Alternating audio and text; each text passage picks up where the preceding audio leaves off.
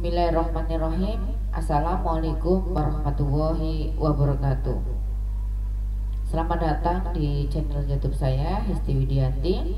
Kali ini saya akan menyampaikan pembekalan praktek kerja lapangan khusus untuk mahasiswa semester 5 Politeknik Harapan Bersama Tegal.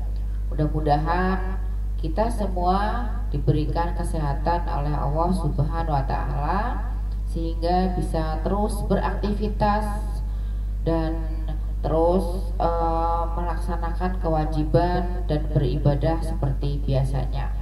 Walaupun masa pandemi, saya berharap kepada kalian semua untuk terus bersemangat ya, walaupun kita tidak bisa bertatap muka, walaupun kita tidak bisa melaksanakan kegiatan aktivitas sehari-hari seperti biasa, tapi mudah-mudahan tidak menyurutkan semangat kita untuk terus berkarya. Untuk pembekalan praktek kerja lapangan ini kita laksanakan sebelum melaksanakan tugas akhir ya. Jadi nanti kalian akan melaksanakan praktek kerja lapangan. Beberapa mekanisme yang akan saya jelaskan ini mungkin ya agak berbeda dengan tahun-tahun yang lalu, karena memang masanya atau suasana yang memang berbeda begitu ya. Oke. Latar belakang dari praktek kerja lapangan ini adalah merupakan syarat yang harus kalian semua penuhi sebagai mahasiswa program studi akuntansi di jenjang program studi di jenjang diploma 3 sebelum menyusun tugas akhir. Jadi ini adalah syarat utamanya, syarat awal sebelum menyusun tugas akhir. Untuk masa pandemi ini memang berbeda untuk prosesnya dengan tahun-tahun sebelumnya ya. Jadi mekanisme baru ini akan lebih mudah, mudah-mudahan lebih mudah, karena kalian tidak perlu mencari perusahaan-perusahaan besar untuk melaksanakan observasi atau praktek kerja lapangan, tapi kalian bisa melaksanakan atau melakukan observasi di UMKM terdekat dengan rumah kalian begitu. Nah, jadi kalau tahun yang lalu bahwa praktek kerja lapangan dilakukan selama 2 bulan berturut-turut, terus belajar betul-betul belajar di perusahaan tersebut, berangkat setiap hari mengikuti bagaimana pola kerjanya di sana seperti orang bekerja begitulah. Tetapi untuk tahun ini memang berbeda, mekanismenya berbeda. Kita melakukan observasi di lingkungan sekitar kita, jadi ini mempermudah. Oleh sebab itu saya berharap bahwa kalian tuh harus lebih semangat dan nanti bisa memberikan satu manfaat ya, manfaat kepada UMKM atau yayasan atau organisasi di sekitar tempat tinggal kita, bahwa oke, ini saya praktek di sini, maka saya akan bisa memberikan manfaat untuk tempat PKL saya begitu ya. Nah, untuk tujuan dari PKL ini adalah memberikan pengalaman kepada mahasiswa dalam rangka menerapkan atau membandingkan teori dan pengetahuan yang telah diterima di dalam perkuliahan atau praktikum dengan studi nyata di lapangan. Kita adalah pendidikan vokasional. Vokasional itu pendidikan yang memang lebih banyak prakteknya daripada teorinya. Nah, ini adalah salah satu cara kalian bagaimana menerapkan teori-teori yang sudah kalian dapatkan di semester 1 sampai dengan semester 4. Bagaimana teori itu dibandingkan atau diterapkan di tempat bekerja begitu. Jadi nanti kalian akan mendapatkan pengalaman yang berbeda di saat kalian kuliah begitu ya. Jadi nanti kita mempunyai satu pengalaman baru, kita mempunyai satu pemahaman baru terhadap kerja, terhadap teori begitu. Nah, manfaatnya, jadi setelah PKL atau observasi ini diharapkan kalian semua itu memahami profil usaha dan sejarah masing-masing UMKM UMKM atau yayasan atau organisasi di lingkungan terdekat. Dipahami profilnya, bagaimana sejarahnya. Mungkin UMKM itu sudah berkembang begitu ya, dari bagaimana sejarahnya di awal merangkak sampai kepada yang lebih besar atau sukses begitu. Nah, yang kedua, memahami manajemen UMKM, yayasan dan organisasi. Kalau kita dulu di semester 5, di semester 1 ya, 1, 2, 3 itu belajar tentang manajemen. Nah, nantinya saat kalian praktek itu nanti kan akan melihat manajemen sebenarnya yang dilaksanakan di sebuah institusi begitu. Jadi kita tahu bahwa oke, teorinya seperti ini mungkin sama dengan prakteknya, tetapi mungkin juga teorinya seperti ini agak berbeda karena memang manajemen itu disesuaikan dengan kebijaksanaan, keputusan, keadaan dari institusi. Terus selanjutnya itu adalah bagaimana kalian bisa memahami kendala atau permasalahan yang dihadapi pelaku UMKM atau yayasan atau organisasi setempat. Jadi kira-kira di dalam sebuah usaha itu ada kendala-kendala atau permasalahan yang dihadapi. Nah, kalian di situ harus belajar bahwa di sana akan ada kendala, maka kira-kira penyelesaian masalahnya seperti apa. Itu pokoknya prosesnya adalah belajar dan belajar, memahami kendala, memahami permasalahan, dan memahami penyelesaian masalah. Terus selanjutnya adalah memberikan informasi tentang bagaimana cara mengembangkan usaha mandiri atau usaha kewirausahaan yang karakteristiknya usaha kecil agar dapat berkembang. Nah, tadi yang saya sampaikan, teori sudah kalian dapatkan, teori kewirausahaan, teori manajemen, teori akuntansi dan lain sebagainya. Inilah salah satu waktu gitu ya, waktu yang tepat untuk kalian bisa menerapkan teori. Nanti sampaikanlah kepada UMKM atau organisasi tempat kalian praktek tadi bahwa ini sesuai dengan teori yang kita belajar di kampus, maka pengembangan untuk bisa mengembangkan usaha kecil itu seperti ini. Kita berikan wawasan kepada mereka, mungkin mereka prakteknya bisa, tetapi belum ada ilmunya. Nah, inilah kita punya waktu untuk bisa memberikan informasi kepada UMKM ini bagaimana biar usahanya bisa berkembang begitu.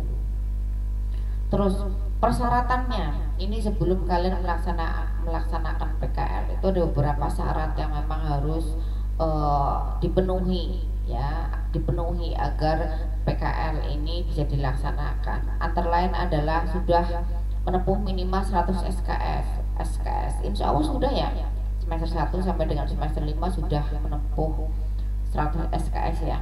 Terus IPK minimal 2,50 skala 4. Nah, ini IPK itu menjadi sesuatu yang penting untuk kalian ya.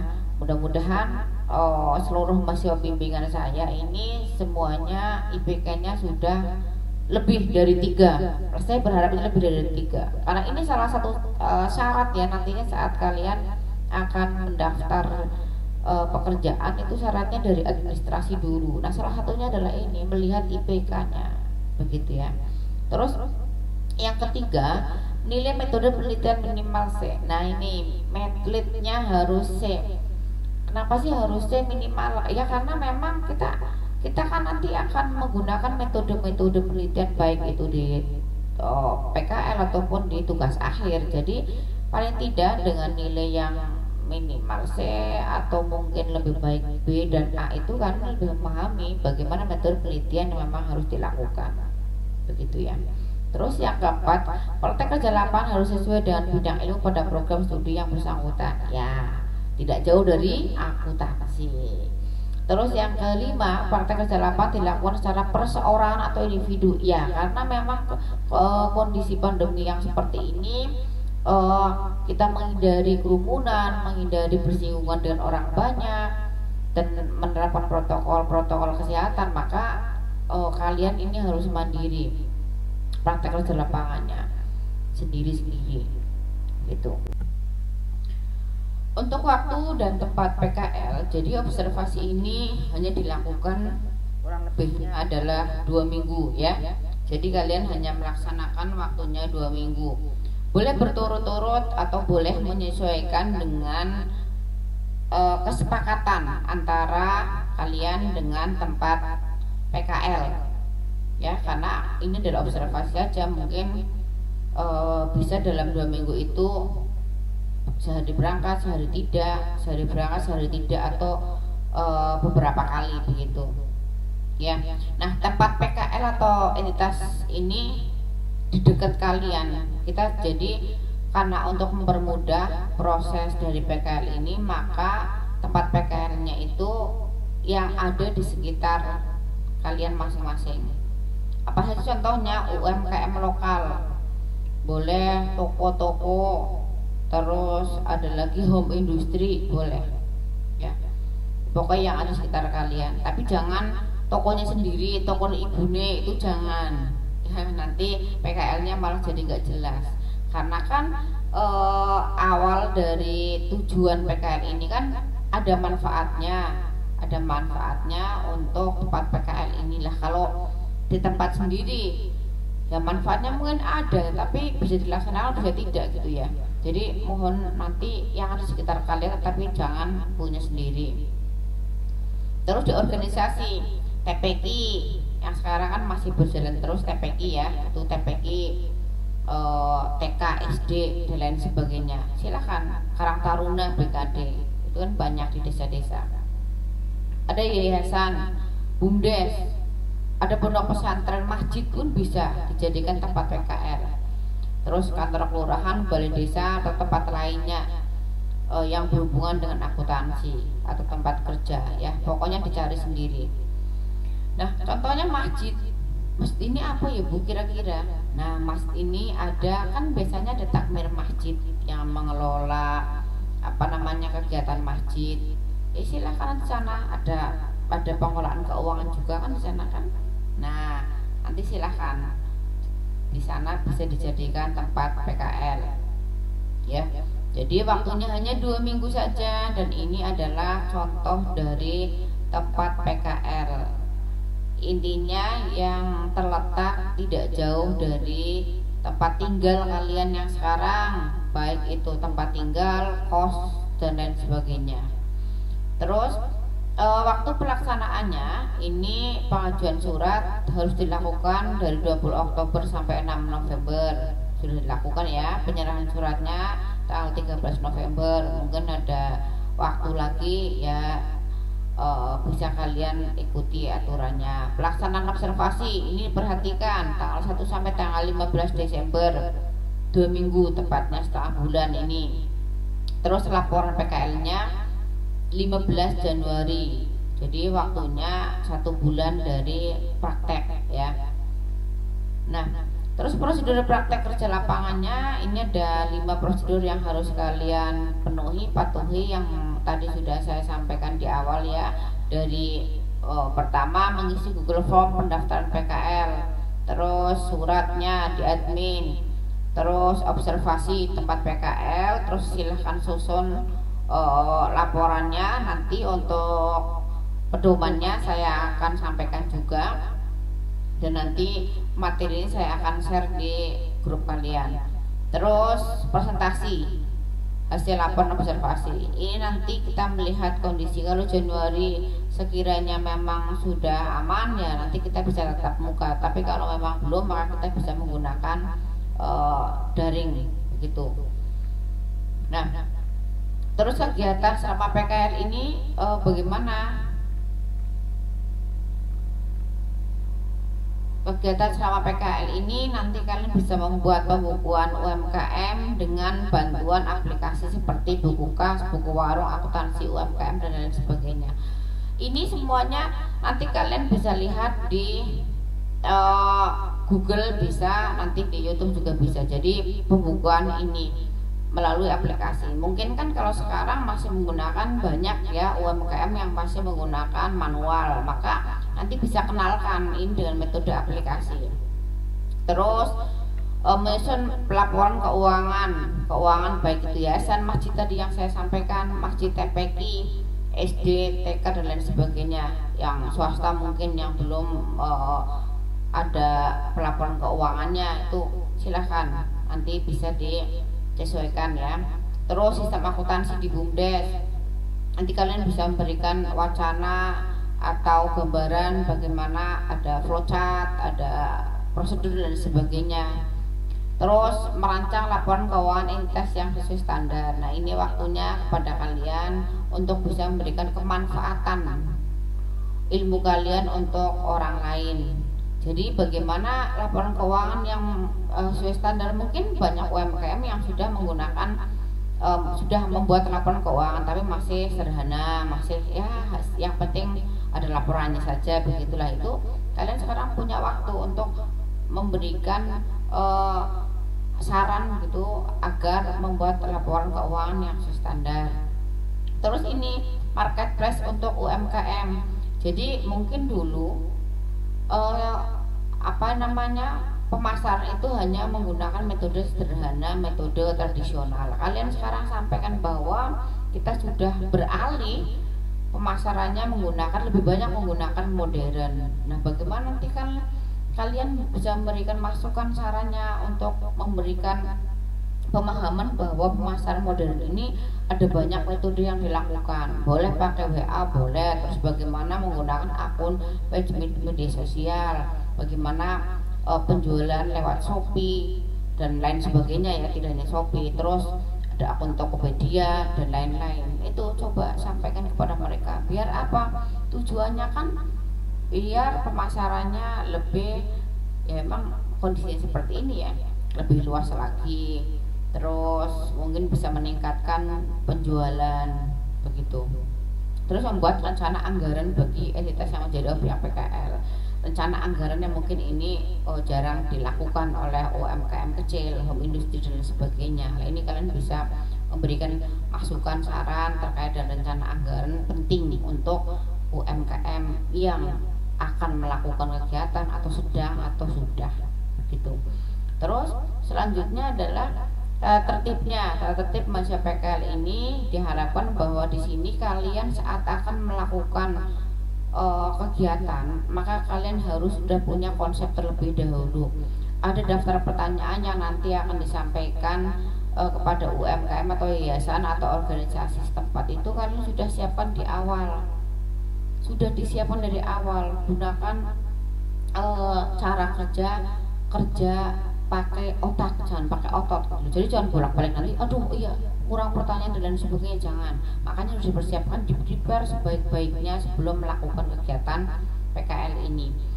Nah, terus untuk observasinya diharapkan kalian dapat menyesuaikan waktunya tuh ya, sesuaikan permintaan dulu ke kelurahan saat kalian menyampaikan surat, kapan sekiranya bisa dilakukan wawancara. Jadi orang sudah siap, kalian tidak bolak-balik. Boleh menggunakan telepon, katakan boleh ya, tapi kalau bisa ya pertama atau kedua ketiga kali datang itu ya langsung ketemu dengan mereka. Nanti bawa catatan, bawa rekaman ya. Terus selanjutnya adalah di sini pakaiannya, pakaian.